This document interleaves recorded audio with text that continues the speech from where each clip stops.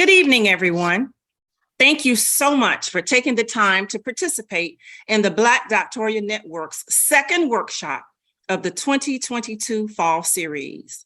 I am Dr. Nieta J. Scott Dunmore, a proud 6-year member of this prestigious and premier organization that not only celebrates Black terminal educational achievements, but supports everyone in the various areas of research and helping to change the overall academic culture. Believe in yourself. You've got the goods. Say it over and over to yourself as much as you need to. You have all the talent, charisma, experience, and expertise to do this job. No one can hold a candle to what you bring to the table. Always remember that. This evening, I am so honored to moderate this workshop and present to all of you Dr. Dia Sakai, a tenured associate professor and program coordinator at the Morgan State University, Baltimore, Maryland, in Advanced Studies, Leadership, and Policy. Her past career experiences include Georgia Institute of Technology, Mercer University, Walden University, Howard University, Cleveland State University, to include evaluation associates at Research for Better Schools and director of Bethune Teacher Center. Her doctorate was earned in the social foundations of education with focus on qualitative research and the sociology of education from the State University of New York at Buffalo in 1996. She has gone on to publish numerous books, professional articles, book chapters in the social foundations of education. Dr. Sakai, we are appreciative of your time this evening and look forward to your sharing with us your perspective upon finding the right fit, mastering the academic job search. Dr. Sakai, the floor is yours. Thank you very much, Dr. Scott Dunmore. Hello, everyone. We're a small group today, so I am just going to, well, that was my plan anyway, to have a conversation with you, but certainly as a smaller group, I think I will forego the PowerPoint and just sort of, we can just talk through this in conversation. I don't know if Mr. Charles, Ms. Crystal, if you are able to be on camera or not, but it's okay if you can't, but just wanted to let you know that I can't see you right now. So I'd like to talk to you today about one of my absolute favorite topics. How you doing, Mr. Charles? I think I saw you at the last workshop as well. Okay. Thank you, Ms. Crystal. I see that you're driving. So I want to talk to you about one of my very favorite topics to discuss with graduate students, and that is finding the right job match. I have had many positions, as you heard in the introduction. And so sort of parsing through all my experiences, I've learned some things that can hopefully help others to save a little time and ask all those questions that you need to ask and do all the research that you need to do to increase your chances, increase the likelihood of finding the right match. So as Dr. Dunmore said, I am at Morgan State University in the Urban Educational Leadership Doctoral program. So this is my 7th year there, and this is the longest position I've ever had. And I do believe I found my academic home at Morgan. So I want to stop first and hear who else is here. Just give me a little reminder of who you are, and then we can just get started with the content. So you want to go first, Charles? Absolutely. I'm Dr. Charles Gibson. I'm live in Hendersonville, Tennessee, right outside of Nashville. My doctorate's in educational leadership, but I've spent most of a good bit of my professional career working in information technology. I am looking to cross over into academia because I feel like my career in IT's run its course, and I'm ready to go into the field of education and try to make a difference that way. So that's just a little bit about me. Okay. Thank you. Crystal, are you able to do an introduction, or we'll just come back to you when you're, oh, okay. At the red light. Okay. I'm Crystal Stevens. I'm actually a student, a PhD student, so I haven't quite gotten to that level that you guys are at yet, but certainly something I look forward to in the future. I am in environmental health sciences, and that's going to be my focus for my dissertation. By occupation, I am an environmental occupational lung health nurse practitioner. So that's kind of what got me interested in environmental health, looking at the environmental justice and social aspect of chronic respiratory diseases. Okay, thank you so much. And Crystal and I are in, we do the virtual writing sessions together on Mondays, which are amazing, and really help keep me on track. After all these years, I still feel like I get a lot out of sitting with people every week to be accountable. Okay, so I just want to tell you a bit about how I came to this point. I am a first generation student, period. So undergrad, very first, and certainly as a doctoral student. And so I didn't really know from anyone who loved me and didn't have any other motivation. I didn't have any advice about academic life, what it might be like, what the faculty side might be like. I just didn't know what questions to ask. And I didn't give enough thought to what I really wanted or needed professionally. And so as I was completing the degree, okay, the internet isn't what it is right now. So just for context, first website, you can correct me if I'm wrong, Charles, it seems like this is your area, was around 1991. And that was the year I started my doctoral program. So there just wasn't a lot when it came down to looking for jobs. So my university mentors were amazing, but they had some ideas for my path that were different from my own ideas. So this isn't a complaint, just an observation and the basis of a suggestion that you do the work you can do to find your best match, knowing what you need and finding what works for you for a fulfilling path. So I want to share a couple of case studies about embracing one's path. So the first is for an Ivy Leaguer friend, I'll call Keisha, who had expectations of an Ivy League faculty position based on the culture of her doctoral institution. So no such luck for Keisha. Others may have explained this to you, that universities typically don't take unsolicited applications for faculty positions. So you apply for the jobs that are advertised. So between position availability, applications that didn't lead to offers, Keisha was feeling a bit discouraged. She did land a job at a small liberal arts college, but felt a little defeated and continued to search. I shared with Keisha, given my experience moving around quite a bit, that she might consider giving the place a chance. And so though Keisha continues to look, she has had great success at this institution. It's sort of a big fish, small pond situation, something she may not have gotten at a big research institution. So this is not something she'd even considered. She was laser focused on her research and hadn't really thought about the kind of environment that would suit her beyond that. So the lesson from Keisha's story is to consider what will work for you, not simply what's expected of you. So just to think about what you need as an individual, and not what's talked about amongst your peers or things of that nature, just what you need, perhaps what your family needs, et cetera. Okay, so the second case is John, who was actually in his 30th year at the very first position he took out of his doctoral program. John applied for the job because it was advertised and it was offered. He was not well prepared, but things worked out. And I'm here today to encourage you to do a self-assessment of what you want and need. Do your research on the institutional types, which we'll talk about today, and make sure there's relative alignment between what you want and what that institution has to offer. So in the end, there are really no guarantees, but there are some decisions that can be made that can increase your chances of landing a satisfying position. So that's really what I want to talk about today. All righty. I think I will. I see another person in. I want to welcome that person. You want to make an introduction? Good evening. I'm Fatima Pierce. And I'm not sure what else we are introducing, but I'm so happy to be here. Just tell us your program and your status. Are you a student, a faculty member, somewhere in between? Oh, so I'm an adjunct professor at American University. Okay. I completed my doctorate in public policy and administration. Okay. All right. Sounds great. So, so we were just doing those introductions. I just did a couple of case studies, which I think you came in on.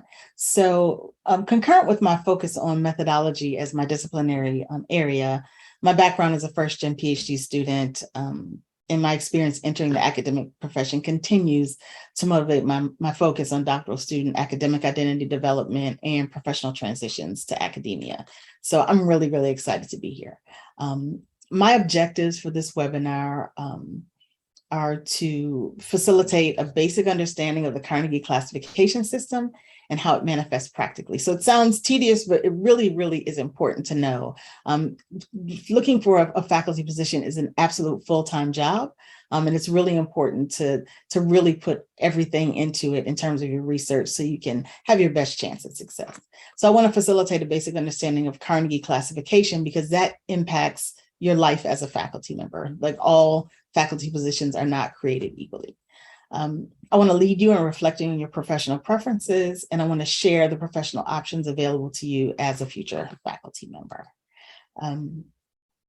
So with that, I want to find out who's in the room in terms of what your plans are. So So, oopsie, I've lost my, okay, there we go. Lost my vision of you. I have so many screens up. So let me find out who's in the room in terms of plans. So how many of you are planning for an academic job immediately or upon graduation, whatever your situation may be? You can do a thumbs up, or since there are just a few of us, you can say it out loud. Anybody? I'm exploring. I have both administrative and faculty status currently. Okay, sounds good. So. The other option is that you might work outside of the academy upon graduation, but you're considering other options. So not completely full. Okay. All right. That's also me too. Okay. Anything maybe higher ed adjacent at this point. The Great Resignation is a real thing, especially for us Black folks. So. I hear you. I hear you. And so anybody not convinced that the faculty position is for them at all? Like it's not really something you're interested in. Maybe you just want to hear a little bit about it. Anybody like that? Okay. Maybe you, Deandra. Okay. Okay. So I want to share something with you. So you're not going to be reading this. I just want you to take it in. That's my goal. Just take this in. Can everyone see my screen? Yes? Yeah. Okay. Yes. I just want you to take this in. Don't try to read it. Just take it all in.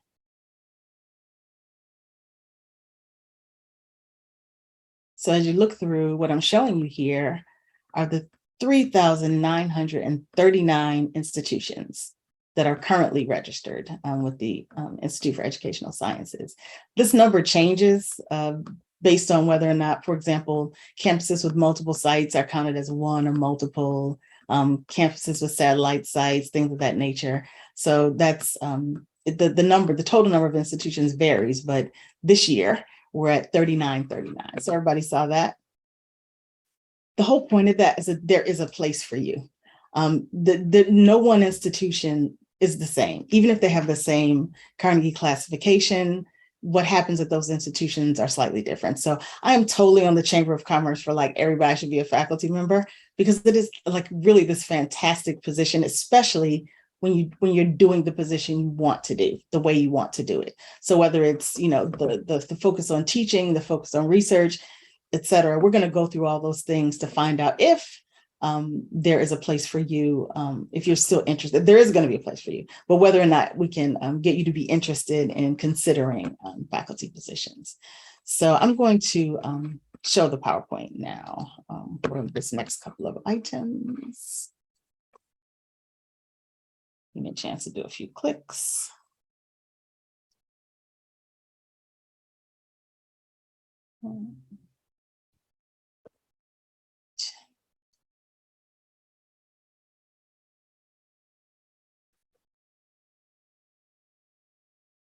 Okay. Everybody see my slides? Yes. Right way? Okay. Okay, so that's what we just talked about, whether you're planning for an academic job upon graduation, et cetera. Okay, so the 3 pillars of academia. So some of these things you might know. You can shut me down if it's something that's just repetitive, or feel free to ask questions throughout. There are just a few of us, so feel free to ask questions anytime. So the 3 pillars of academia are teaching, research, and service. So I'm sure you've heard of those. Teaching includes traditional course instruction, and sometimes it includes dissertation and thesis advising, just kind of depends on the institution. Research includes, traditional scholarly publications and presentations, of course. any kinds of activity like this, perhaps workshops and presentations at conferences, guiding student research, graduate and or undergraduate is often considered research depending on the institution. And sometimes grant writing is considered research. So when you're going up for tenure, if you get to that point, you would include grant writing in the research section in many institutions, just based on the level of effort it takes. And then there's service, where you're on a committee for the program, the department, the college, the university, the discipline. So not just within the institution. Community service, it matters where I am. At Morgan State, it's an HBCU. We're in an African-American neighborhood. So community service matters and is part of our tenure process. And then sometimes dissertation and thesis advising is included as service. But generally speaking, regardless of how it looks, most institutions have those three pillars: teaching, research, and service. I was at one institution in Atlanta, actually, Mercer, that included disposition as a fourth pillar. Really interesting, because we can talk about tenure at some other time. It's sort of beyond the scope of this workshop, but most people count disposition when it comes to tenure. It matters in the decision, but most people are not explicit about requiring you to document your disposition. In other words, the way people see you and work with you, your collegiality, your relationships with students, things of that nature. So there are the three pillars of academia that you need to be aware of, because each of these three pillars factors into you making your choice. All right, so the Carnegie classifications. The Carnegie classifications is a system or a framework developed by the Carnegie Commission way back in 1970. It was published for the first time in 73. There have been many updates, nearly a dozen since then. But the classification is basically a function of the number and types of programs you have. So whether you have undergrad, graduate programs, things of that nature, how many graduates you have from those programs. And then the number and types of degrees that you have, and again, how many graduates, and then the number and amount of grants funded. Mostly those are for the doctoral institutions, but those exist there as well. So those are all factored into what the ranking is. So we'll talk about the rankings in just a second. But you'll notice that you may think you know the ranking of some institutions. So for example, when I was at Howard, in 2000, it was a research one that was the highest ranking. And so that's not where it is any longer. In fact, the rankings have even changed. The way we even talk about the rankings have changed, but we'll talk about what that means. When I arrived at Morgan, it was a research 3. And since my time there, it's become a research 2, which is the second highest. And there are already plans to become research 1 by 2030. So that's a little tricky, because I personally didn't fancy myself at an R1. That wasn't really my preference because of the research demand, but it looks like I'm going to end up at an R1 after all. So that matters. So it's important to have those kinds of conversations. So let's talk a little bit about the classifications and how they break out at all the institutions around the country. So why is that not doing? Okay. So by the numbers, all universities, as we said before, 39 is the current count. R1's 146. And so one might think that when you think about an R1, like sort of a big, University of Georgia, for example, is a big R1. Georgia Tech, where I was, is a big R1, but there are only 146 of those. So that is not, so even though they may produce the vast majority of doctoral students, that's not where the jobs will be, because there are only so many of them, right? So when I talked about Keisha and how she graduated from an Ivy League institution and expected a big Ivy or a big R1 institution, and when you just do the basic calculations, your chances of getting to one of those institutions, it depends. I mean, so keep in mind that those R1s can be very large. So it's not like just because there are only 146, there aren't lots and lots of jobs there, because oftentimes these are some of our biggest institutions with 50,000 or more students. But even so, there are only so many of them. The numbers open up when it gets to the other research institutions, the R2, the doctoral granting institutions. We still have just, in the mid hundreds, but those big numbers are really, once you get to the master's level institutions, and certainly the baccalaureate, the sort of traditional liberal arts institutions, where you have, many hundreds. And then, of course, our associate institutions in terms of community college and things of that nature. And then our special focus institutions like, even, beauty and barbering and nursing and arts. There are some special focus institutions that exist there. And then, of course, the tribal colleges. So there are lots of opportunities, lots of different places, but even within any given category, universities can be very, very different. So that's something to consider. What questions do you have so far? Not so far? Okay. Nothing so far. Okay. So I want to talk a little bit about my experience at these different institutional types. As I said, I've been at quite a few institutions. I promise you I'm stable. But just as a quick note, I'm first generation. My parents made lots of sacrifices for me to be here. And I don't believe in being unhappy. And so if it's not working out for me, then I make something else work. I mean, I try, I persist a bit, but if it's really not working out, I don't want to have a job of drudgery. My parents did that so that I didn't have to. There you go. So I have had many, many jobs, as you can see. And so I'm not naming the institutions here, but I'm naming the rank and what my experience was like in those three pillars, and also what challenges I've had at those kinds of institutions, not just me, but the challenges that exist at institutions of those types. So I was at a couple different R1s. One was Howard, which you already know. The load at Howard was 3-3. And so by load, I mean how many courses one teaches per semester. So 3-3 means 3 courses taught in the fall, 3 courses taught in the spring, or however your semesters break out. There are a few people still on trimesters or terms, but most on semesters, 3 and 3. So most R1s focus on research. And so by nature, the teaching requirement is lower at an R1 because you're expected to do so much research. At Howard, the teaching load was 3-3, which is a pretty high teaching load if you're expected to do lots of research. So it's very tricky to do the work there, but the requirements vary greatly.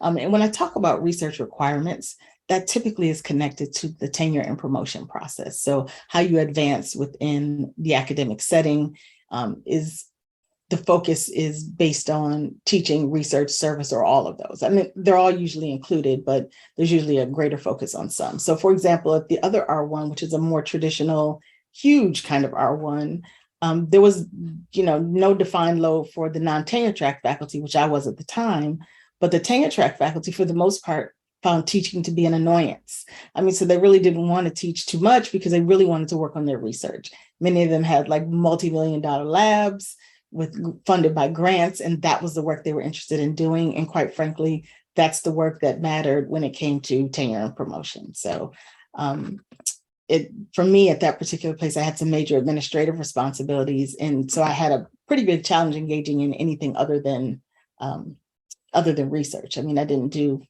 much else besides research and a bit of teaching.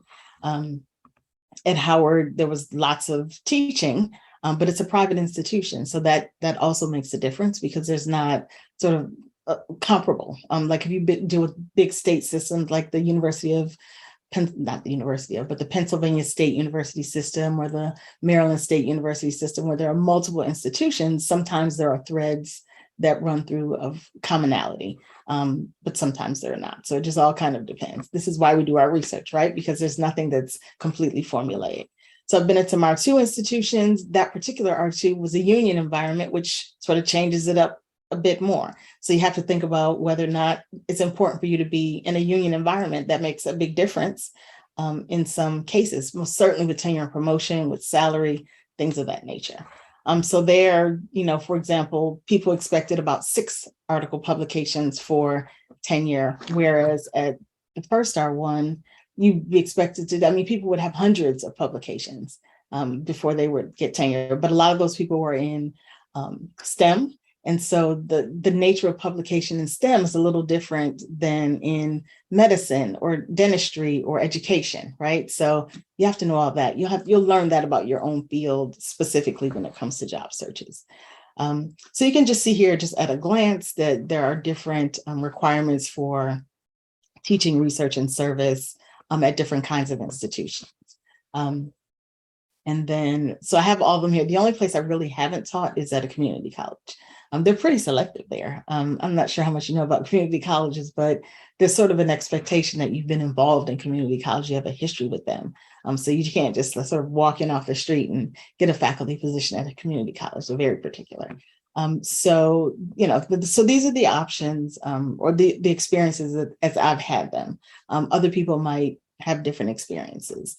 For example, right now I'm at Morgan, it's a Research 2, which is the second highest research institution. And I have many, many, many dissertations. So there's a very high expectation for research. But since we're just moving and transitioning into this classification, there's sort of history with people who are there who haven't been given that same expectation because they were there when Morgan was all about teaching. And so it's sort of an interesting dynamic when universities go through changes because the very people who will make the determination probably haven't done a lot of those things themselves, but that's like the new requirement, right? So you're at a university when you taught 4 classes each semester, and now you find yourself 20 years later judging the dossier of someone who teaches what is expected to have 20 or 30 publications. And so, and you don't even have those yourself. No judgment. It's just, you know, that's what happens when things change and transition. So those are some things to think about. So now I'd like to talk a bit about your dream job.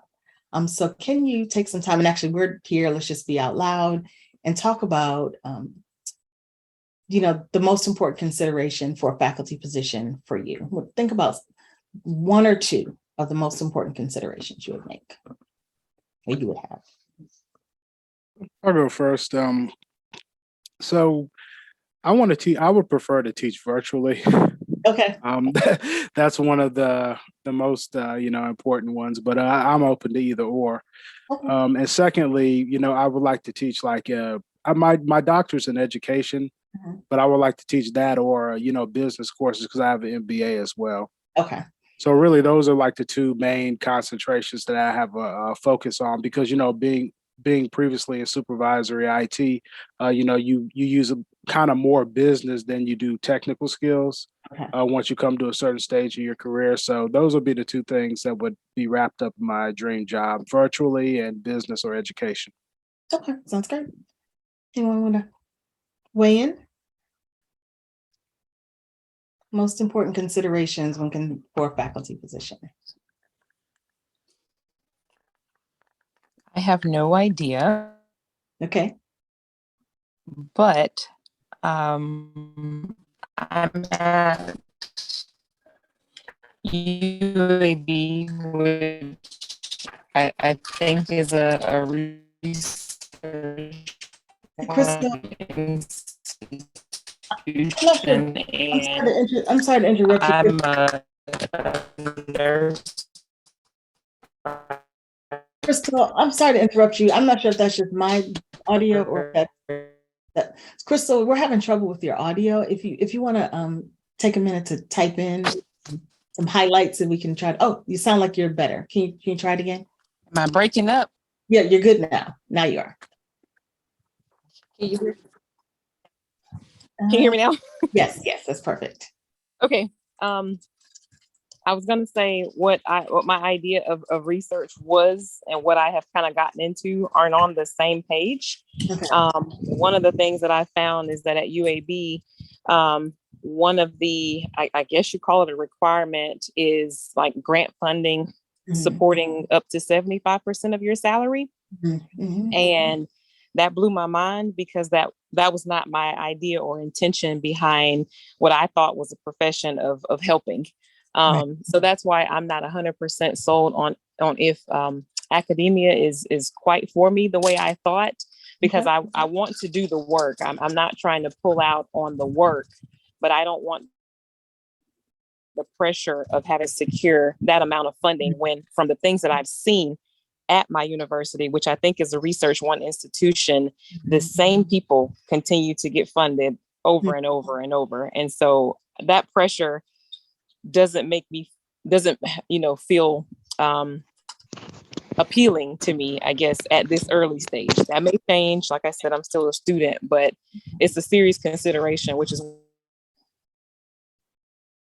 why I joined this. I'm nowhere near looking for a job, but I would like to know these things before I even decide how much I want to invest in it, because it's a lot. Right. And the women of color in my department are limited, and they're dropping like flies. Right, I understand. Yeah, so I mean, these are really great points so far. So I'm making a couple notes, mental notes about some points to raise.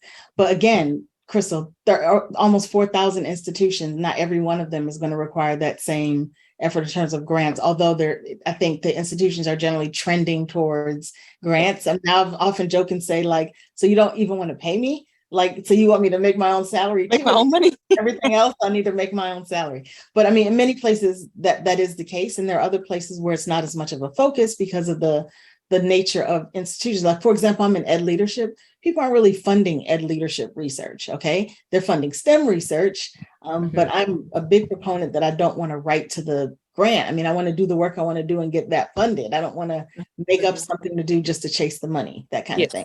And I think to an extent, people understand that the science ed faculty will have a different experience than an ed leadership faculty member who won't have as many opportunities for that kind of funding, maybe small things, small grants and that kind of thing.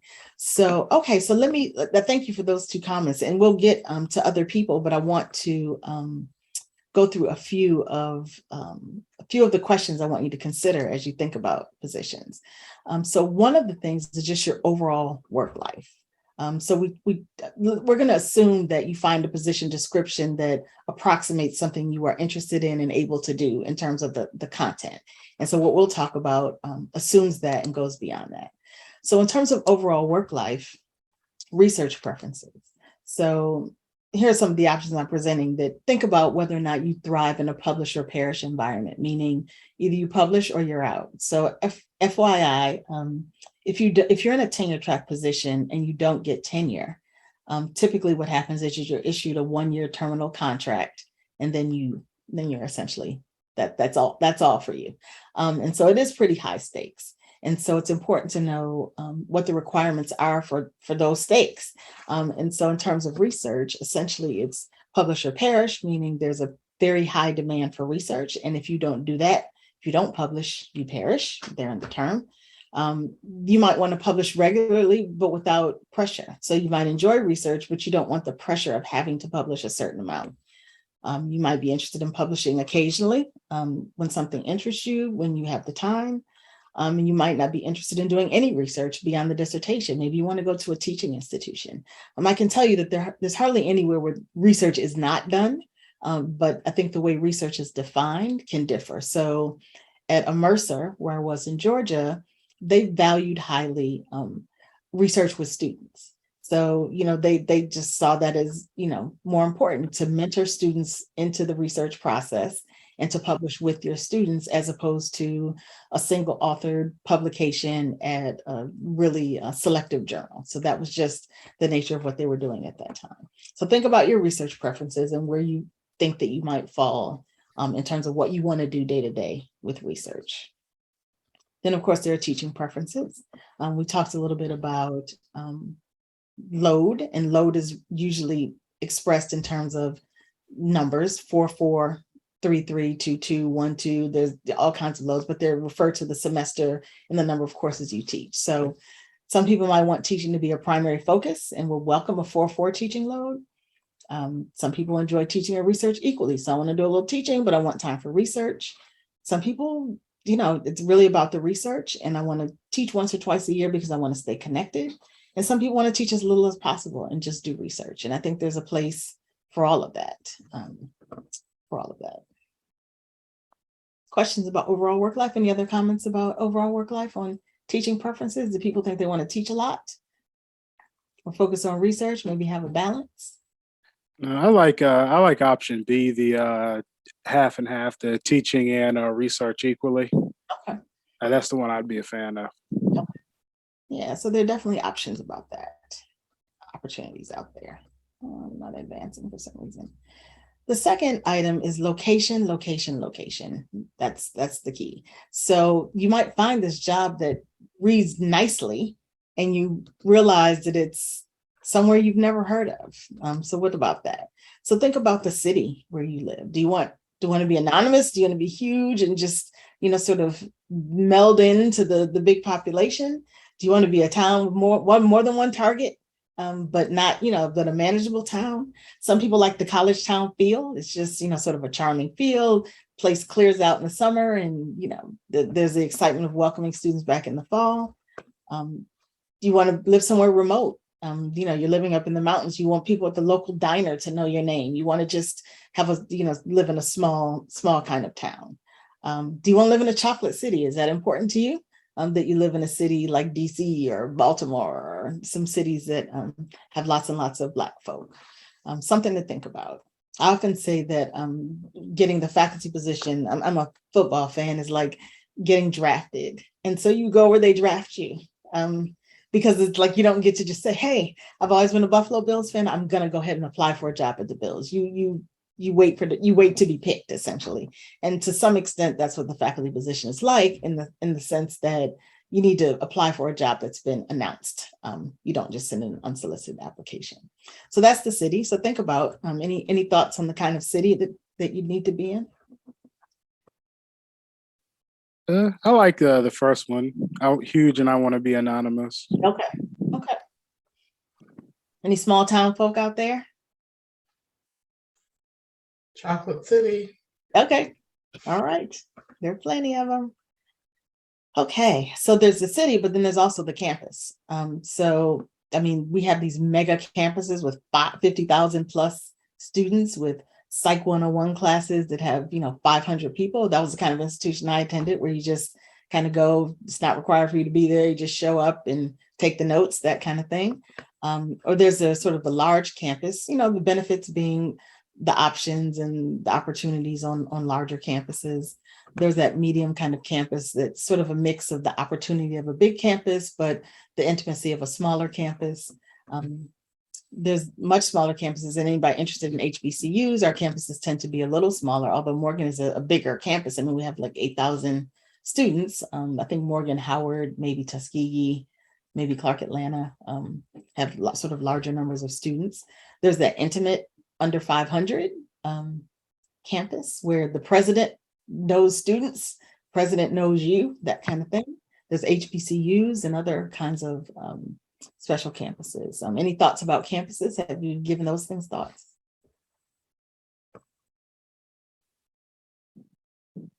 No, I would be pretty open with like the campuses. Okay. As far as, the campus size or whatnot, so. Gotcha. Yeah, I'm open, but I worked mainly in PWIs for most of the time. So Okay. I just feel like it would be nice to have an HBCU experience. Okay. Yeah, this is my second HBCU. We'll have to talk offline about that. But Yeah. And I didn't get to go in an undergrad, and so it was really exciting to be able to go to HBCU campus. But it's not the same experience as being a student on HBCU campus, right? Like very different. Very different. I've heard different things, and also I'm not. I guess I need a list of. I started looking at a list of HBCUs, but I don't think I'm right now willing to go too far south. So I'm thinking Maryland, Baltimore. So that does limit, but that's the tricky part, because HBCUs do tend to be south, although not. Yeah, that's the thing. Like, I live right outside of Nashville, so we got like several like prestigious HBCUs, like Tennessee State University, Fisk University. Right. So definitely, I'm just kind of open to be honest with you, whatever will extend me the opportunity first.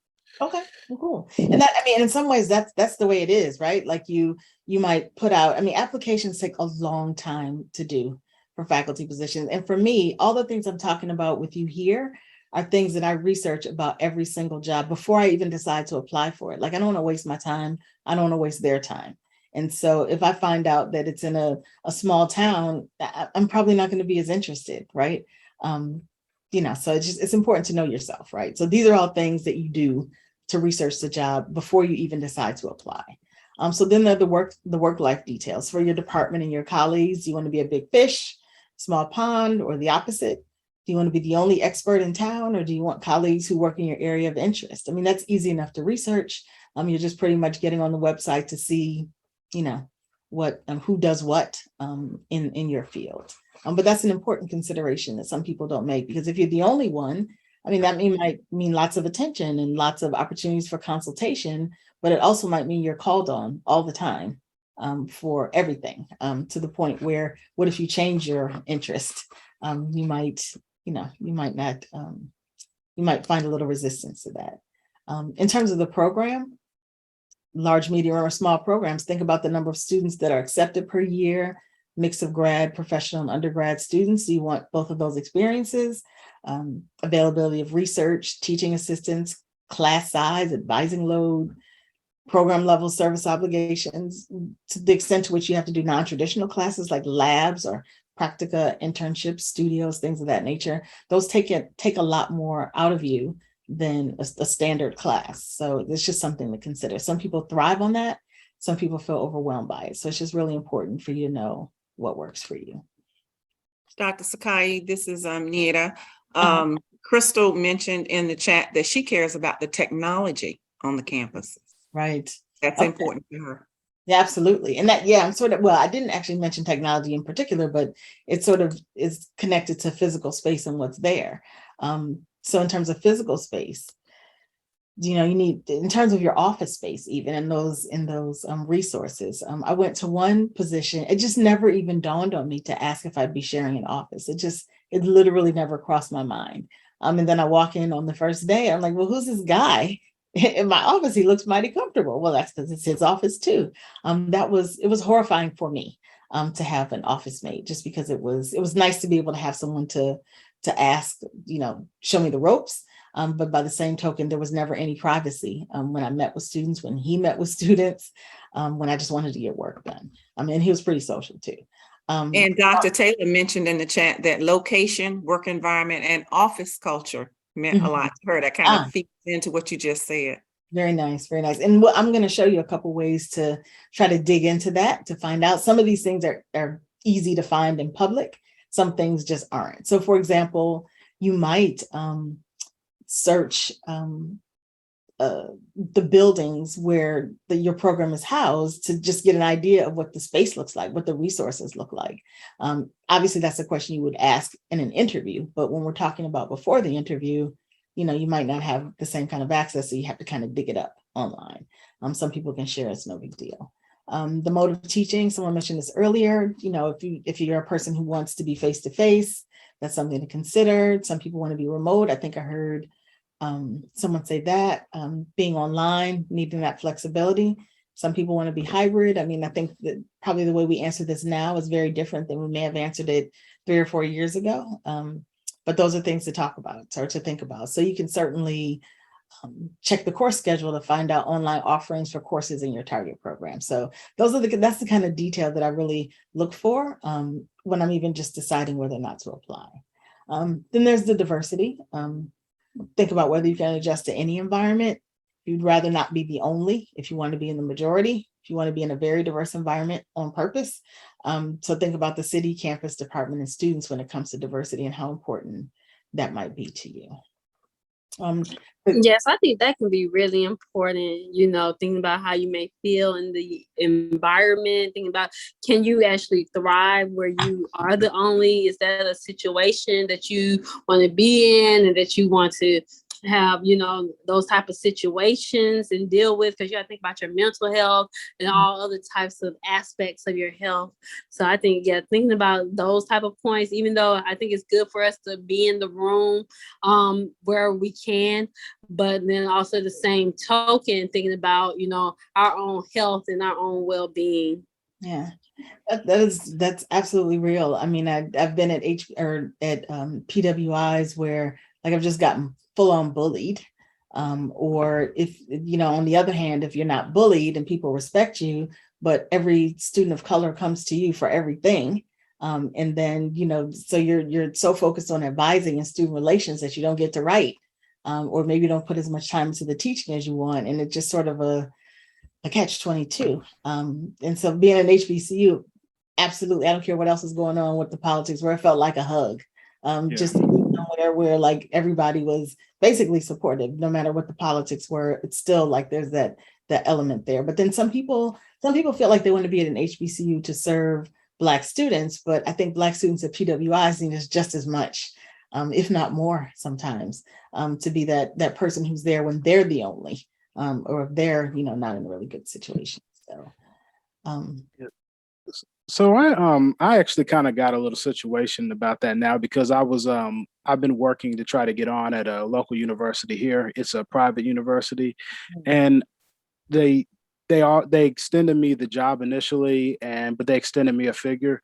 We'll just say that it was significantly less than what I'm making now. So I requested that the figure be raised. mhm, And right now, the lady that's hiring me, she's looking to see if the figure can be raised to what I requested to see if she could bring me on. Long yeah, story short, um, it's a predominantly Caucasian environment, and I was asked to if we can make it work to come on to basically draw more students of color to the university as one of the initiatives that they would have for me. mhm, So I do have mixed feelings about that. right, Uh, part of it is kind of what Crystal was saying. And then the other part of it, it may be an opportunity, for me to have a positive influence to draw more men, particularly that are my complexion and a complexion lighter, Black and brown men, to a certain program at the private university in order to open up the door for opportunities for Black and brown men. So right, I understand that. I do kind of have mixed emotions about it as well, because it could go really well. And then it could be a situation where you're being bullied because you're the only male there that looks like you. So mhm. Yeah. I understand. Super tricky. Well, I'm glad you brought up cash because we have to talk about that, right? Like we're not going to pretend like money doesn't matter. So money does matter. Um, but money is defined in many ways. I mean, so there's obviously salary, but there's startup funds, there are benefits. Maybe free tuition for a partner or a child is worth a lot to you. No or low premium healthcare. I mean, that could make the difference. High employment or employer retirement contribution, that could matter, to go somewhere and make more money, but have less, have to spend more for other things. Whether or not you want to teach in the summer, most contracts, I did a class basically on teaching and learning in higher education, for future faculty. And, but we also did some, sort of professional, job applications, things of that nature. And so the people were really surprised to know that most faculty positions are 9-month positions. When people come from K-12, especially administrators, the thought is that, you pick a 9-month position, but you just have a choice. And typically it's not really a choice. The way you make it longer is to maybe teach in the summer if you want to make more money that way. Then there's some intangibles that may be worth more than cash. So let's just talk a little bit about this. And then I want to show you a database to consider when you want to find out if the money is enough, right? So tell me first, do you think there are some intangibles for you that are worth more than money? Yeah. How I'm being treated at work. Okay. That would be the number one. I would definitely take ethical treatment over a lot of money, because I've been there where it was the other way around. So Okay. yeah. Yeah. And so sometimes you can't know that. Well, most of the time you can't know that. I think that the biggest way to work one's contacts is to find out what it's like at a place. So I think it's more valuable to find out what it's like to work somewhere than it is to get someone to, say a good word for you in terms of getting an interview. Because I really want to know how it is to be there, because everybody puts on their best show at the interview, right? And then you get there and realize that the colleagues fight like cats and dogs and nobody gets along and people are disrespectful. And that may or may not show at a job interview. So like, I really want to know what it's like to be there. And sometimes you can only know that by just asking someone, and not just anyone, but someone who's like you.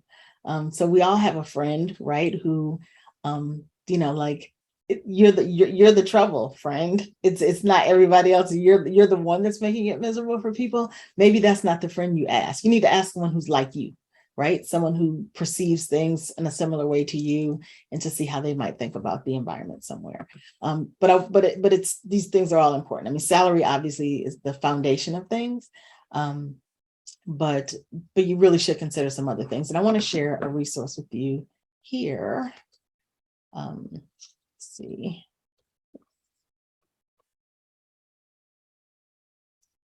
this resource is about cost of living. So that's one of the things that's, it's out there. Everybody knows what it is, but sometimes we don't think about it when we should think about it. So this is something basic. Let's see. Okay, can everybody see that? Cost of living calculator. Cost of living, yes, we can. So, for example, so I'm in Baltimore now. Where are people? Where are people generally? I didn't get everyone's location. Can we just give a quick shout to what location you have? Boston, Mass. Boston. Where else? California. California's in the chat.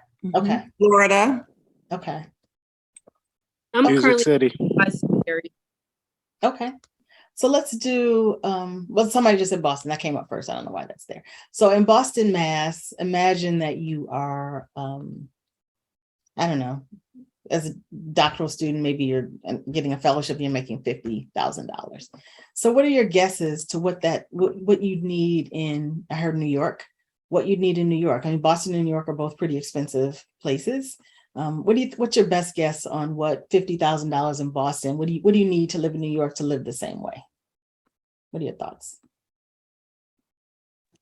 I just feel like the cost of living is like going up everywhere. Like, because I'm originally from Atlanta, and I feel like the cost of living in Atlanta, the cost of living in New York, like everybody just seems to be moving in the same direction, like almost. And I feel like in New York, there's a huge range. Like you have that really, really huge range that many people talk about, but then you also have a range that may be better. Right, absolutely. So for example, Boston, which I would think is a fairly expensive place, in New York, even so, 50,000 in Boston, you need like $84,000 to make it the equivalent in New York. So, this website has things like the median 2-bedroom apartment rent in Boston, $33.75. You can imagine that. New York is Manhattan though. So maybe you're not living in Manhattan. But right, that's a huge difference. Every now and then you may come across places like where maybe the family has had it, in their family, and so then they are renting the place, and so they had a good deal because they had it for a long period of time. But definitely there's a difference between like Manhattan versus like somewhere else. Like Staten Island may be better. So they even have Brooklyn here.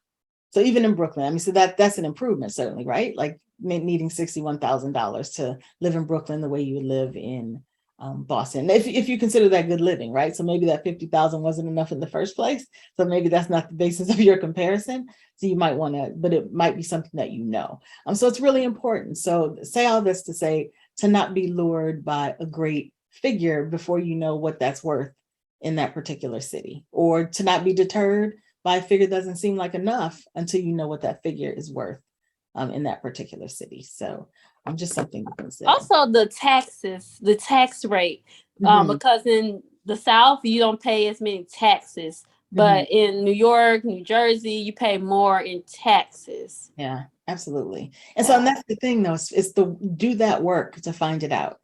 Do that work in advance to find out if this is a place I'm going to be able to make it. And just in terms of what faculty make in different places.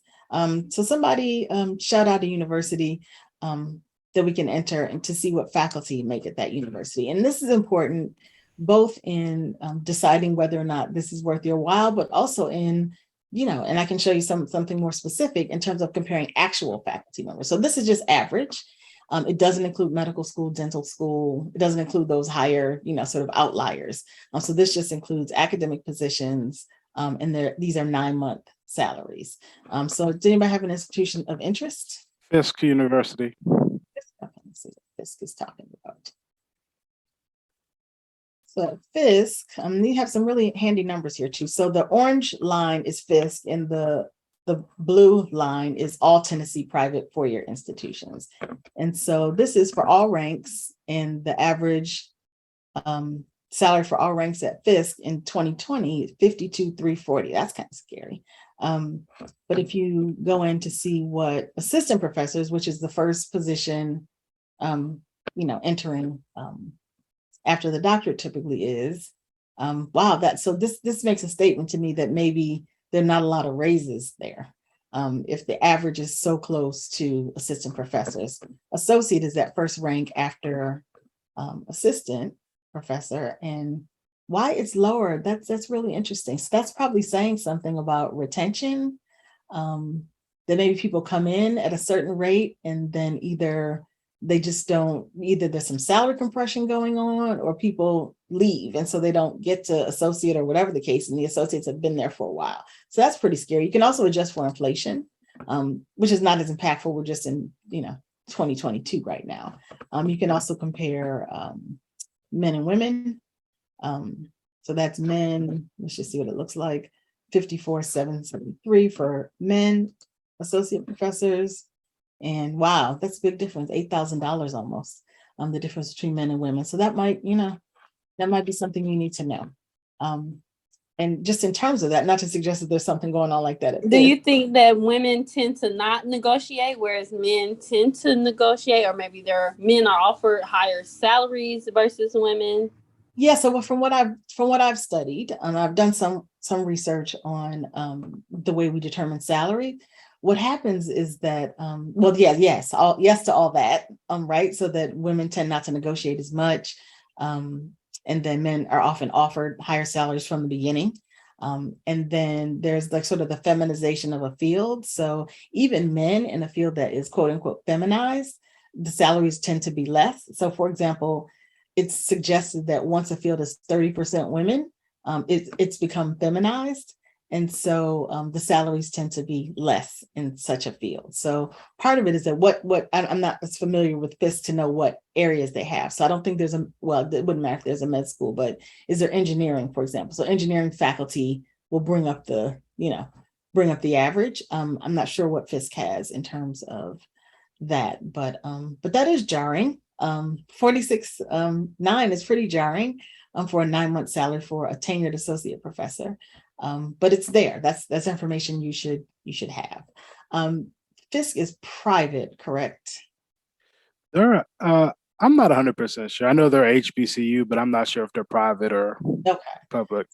So yes, but that's what's important to know also is that many of the state institutions have an open payroll system. So you can go online and look for actual salaries. So in terms of negotiation, you look for someone who's already there, who has a similar profile as you, like they have a similar number of years of experience or same number of publications or things that graduated in a similar year, that kind of thing, to find out what exact salaries are, to get an idea of how you should negotiate, how hard you should kind of go in terms of negotiation. Yeah, I've heard of like people at the state HBCUs having a hard time at making ends meet, I guess, because a lot of times the state schools, usually like the big schools, those land grant institutions, those are the ones who get most of the money, and then the smaller schools, they don't get as much money. Right.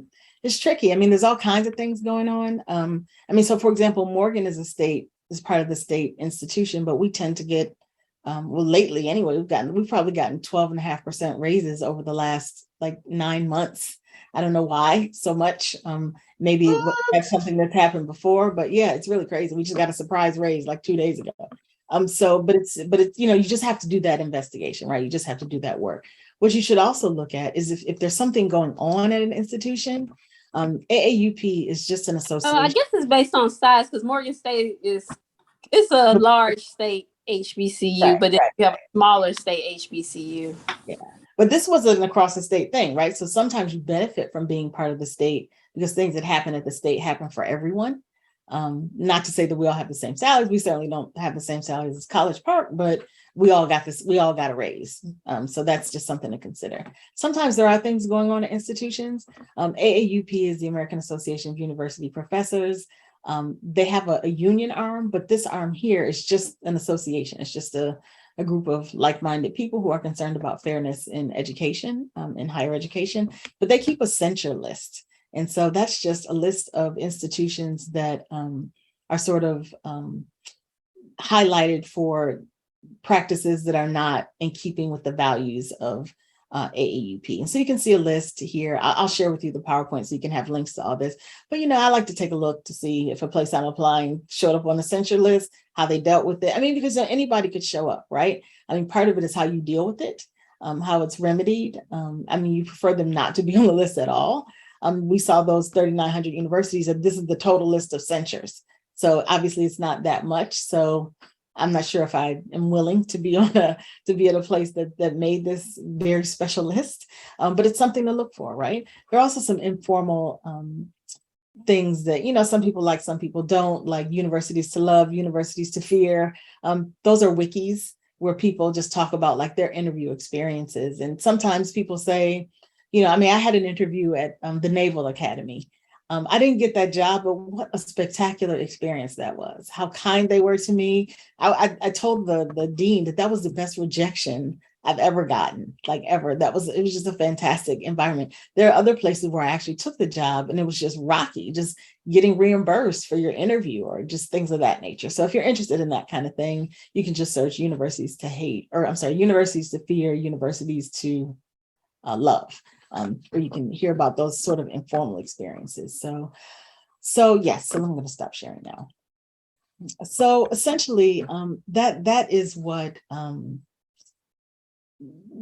essentially what I wanted to try to get to, and to have you go back at some point and explore jobs that you might be interested in. So I'm going to share a file with you, if that's okay.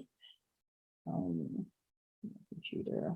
So this file is what I'm calling a professional preferences table. I will show it to you here. And it basically is just a little sheet for you when you're going through a job to say, hey, does it meet my campus needs? Does it meet my city needs? Does it meet my salary needs? It's the kind of program I want to be at, the kind of space that I want, the resources that I want, and just to keep a tally of that. Because sometimes you can, just like with buying a house, you can go fall in love with the campus, fall in love with the people even, and then you're so in love with it that when they give you that offer that's like almost shockingly awful, that you're like, well, let me just think about it. And you've forgotten all the standards that you have for yourself, right? Because you're just so enthralled with being at this place with this name or with this person or whatever the case. So it's just really important to keep track of whether or not something meets your needs. And if it does, I mean, these are things that maybe can be negotiated, right? Like some of these things can be negotiated. So it's not like it's a losing, this not a completely lost battle, right? Just because someone doesn't have what you want doesn't mean it might not be something you can't get or negotiate for. But it's important for you to be aware of it at least. There's so many things we can't control about this process. But for those things that are knowable, I think we should do our due diligence to give ourselves the best chance to be happy at a place. So I'll give that to you for something to pursue on your own. I also share the PowerPoint, however we do that through BDN, in case you want to see a list of, made a list of websites that I showed you today, and a couple of others that we didn't get to. So that's it. So tell me what questions you have after we've talked.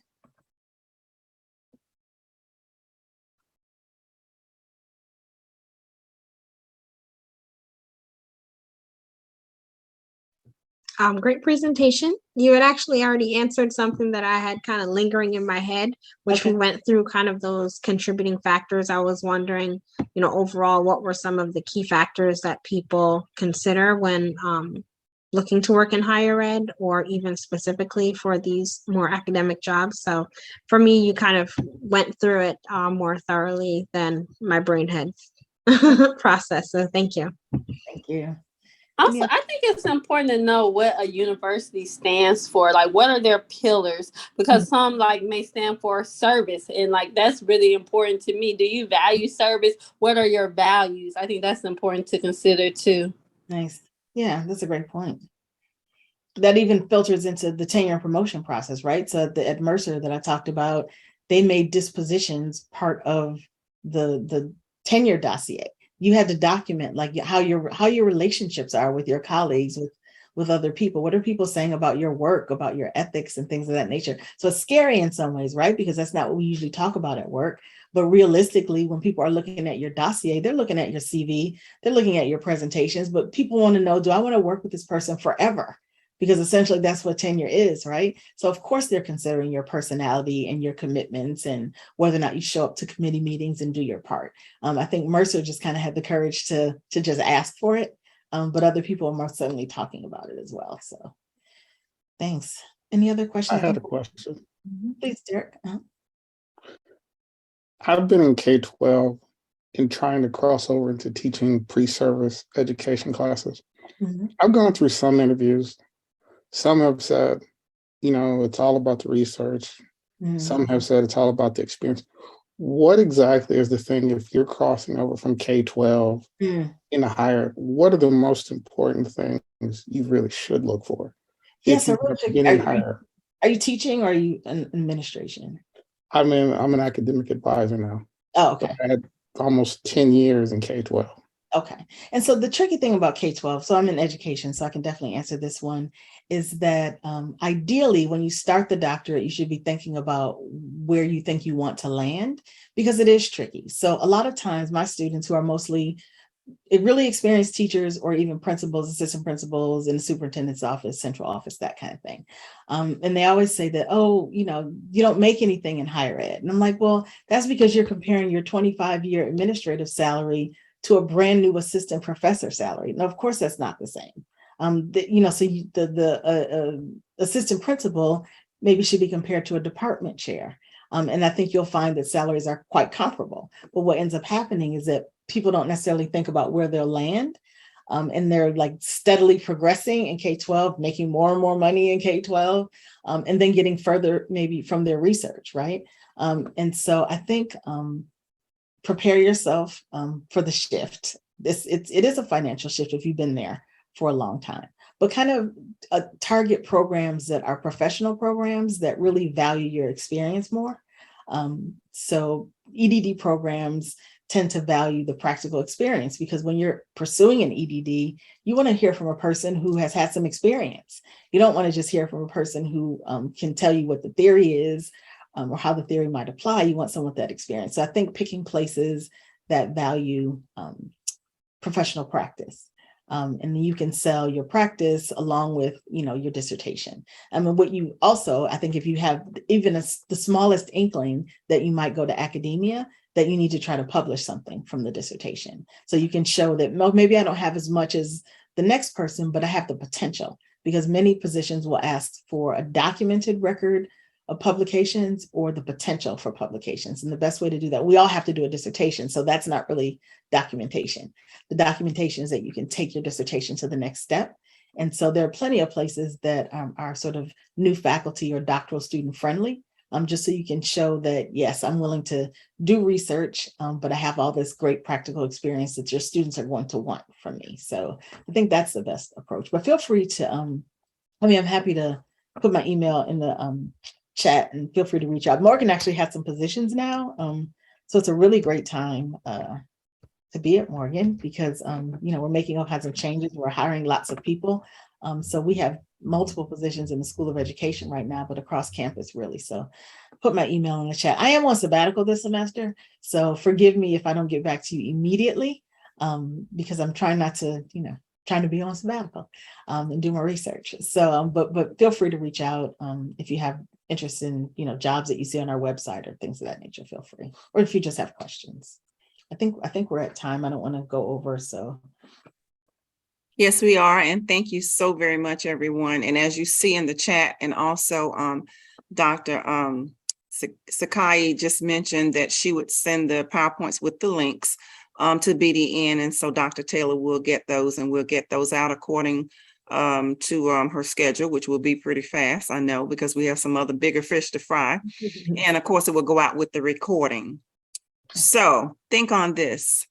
You are never too old to get another goal or to dream a new dream.